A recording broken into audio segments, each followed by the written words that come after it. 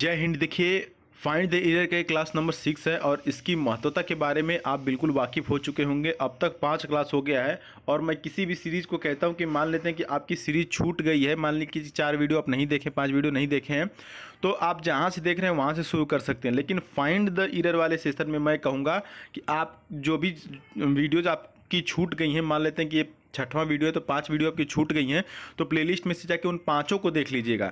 क्योंकि बहुत ही ज़्यादा इंपॉर्टेंट होता है और इसमें जितना ही आप प्रैक्टिस करते हैं समझिए कि उतना ही कम है। तो आइए देखते हैं, यहाँ पर पहला क्वेश्चन आपके सामने है और ये अब मान के चलना है कि यही क्वेश्चन एग्जाम में आ गया तो आप क्या करेंगे।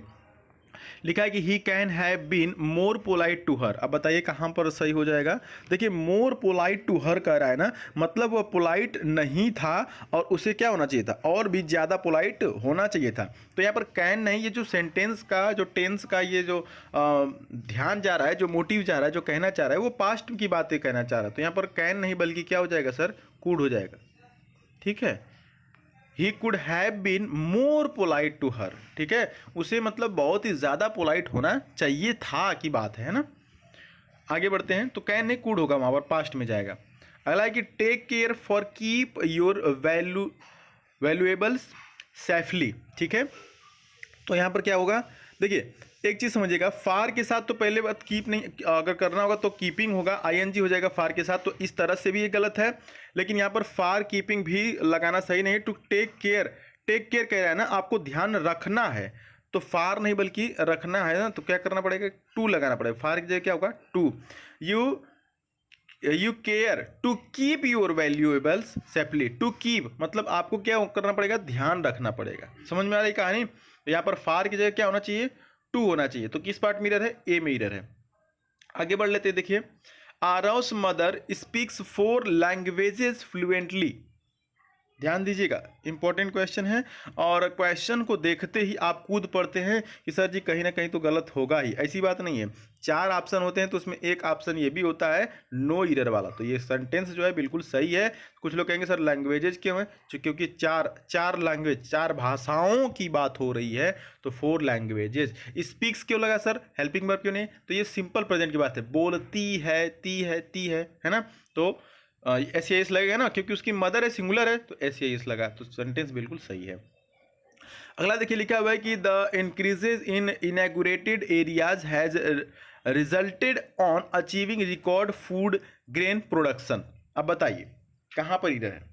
देखिए एक चीज़ याद रखिएगा या फिर लिख भी सकते हैं कि किसी चीज़ की वजह से किसी चीज़ का होना, क्या मैंने क्या कहा, किसी चीज़ की वजह से किसी चीज़ का होना तो रिजल्टेड इन होता है, रिजल्टेड इन होता है, रिजल्टेड ऑन नहीं होता है। तो रिजल्टेड के साथ इस सिचुएशन में कि किसी चीज़ के साथ आपने मेहनत नहीं किया, आप नहीं पास हुए, तो किसी चीज़ के वजह से किसी चीज़ का ना होना, दैट इज रिजल्टेड इन। तो यहाँ पर ऑन नहीं बल्कि क्या होगा सर, इन होगा। तो इस प्रकार के फिक्स्ड प्रीपोजिशन से क्वेश्चन आते हैं। फिक्स्ड प्रीपोजिशन की प्लेलिस्ट भी आपको मिल जाएगी और मैं अलग से भी इस बार भी कराऊंगा। तो रिजल्टेड ऑन नहीं बल्कि इन हो जाएगा। तो यहाँ पर ऑप्शन नंबर कहाँ पर एक में सही है, एक में देखिए रिजल्टेड ऑन दिया है तो यहाँ पर इन कर देंगे। नेक्स्ट क्वेश्चन की तरफ बढ़ लेते हैं। अगला है कि I have all the comforts to life in childhood. Childhood का मतलब क्या होता है, बचपन। कह रहा है कि I had all the comforts, बचपन में मेरे जो है ना कि जीवन के सभी आराम थे, सभी कंफर्ट थे जीवन के। यहाँ पर टू की क्या जरूरत है, टू नहीं होगा, ऑफ लाइफ होगा, है ना, कंफर्ट्स ऑफ लाइफ, जीवन की कंफर्ट, जीवन के आराम, जीवन के सुख सुविधाएं बचपन में थी, है ना। तो I had all the comforts of life होगा, टू लाइफ नहीं होगा। छोटी छोटी मगर मोटी बातें, ऐसे ही छोटे छोटे ईरर हैं, बहुत ही खतरनाक होते हैं, एग्जाम में कंफ्यूज करते हैं। What would happen if human beings were governed by robots. देखिए पढ़ते ही समझ में आ गया, मैंने गलत मतलब सही पढ़ ही दिया, क्योंकि कोई भी बंदा अगर जो इंग्लिश पढ़ता होगा, न्यूज़पेपर वगैरह पढ़ता होगा, ये पढ़ने में ही वो समझ जाएगा कि अरे यहाँ पर गवर्न कैसे आ गया सर, कैसे आ गया।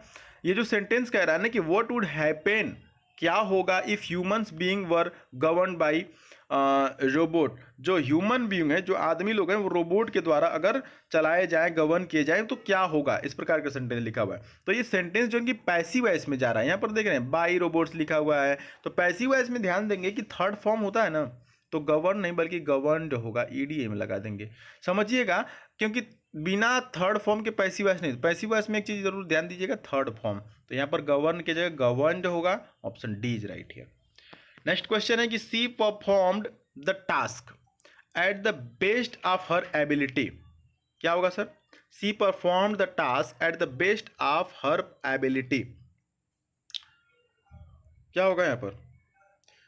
टू द बेस्ट होगा। देखिए एट द बेस्ट नहीं होता है, to the best of her ability, to the best. Clear? She perform the task to the best of her ability, तो यहाँ पर किस पे पॉट मिरर है? यहाँ पर देखिए एट द बेस्ट की जगह यहाँ पर टू द बेस्ट होगा, option D is right here. आपको बता दें कि जितने भी हम क्वेश्चन प्रैक्टिस में कराते हैं ये किसी न किसी एग्जाम में आए हुए क्वेश्चन है, ऐसे नहीं कि मैंने खुद से गढ़ दिया, उल्टा पुल्टा लगा दिया और आपको ले आकर बता दिया, नहीं।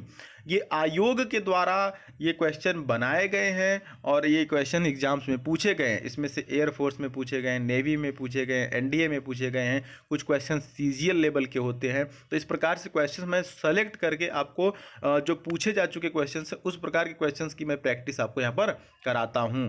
तो आइए आप टेलीग्राम पे भी जुड़ सकते हैं, द सुधीर पांडे सर्च करके। बाकी इस वीडियो में फिलहाल इतना ही। चैनल पर नहीं तो जरूर सब्सक्राइब करिएगा। मिलते हैं अगली वीडियो में, तब तक के लिए जय हिंद, वंदे मातरम।